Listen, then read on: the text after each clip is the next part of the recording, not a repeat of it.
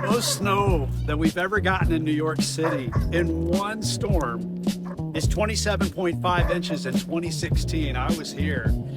The biggest snowfalls in New York City actually happened in years that end with the number 6, 1996.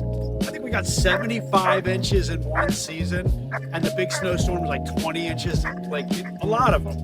1996, 2006, over 20 inches in one storm. 2016, the biggest one ever, 27.5 inches in one fell swoop. And then 2026, this year, I think we got 22 inches in New York City. New York City knows how to get rid of snow. We do it quickly here. They brine the streets. They have GPS on all the snow machines that move the snow away. We were only closed down, really, for several hours. In fact, schools were only closed for one day this week. Wish they were closed for more. Anyway, that's a snowy Fun Fact Friday.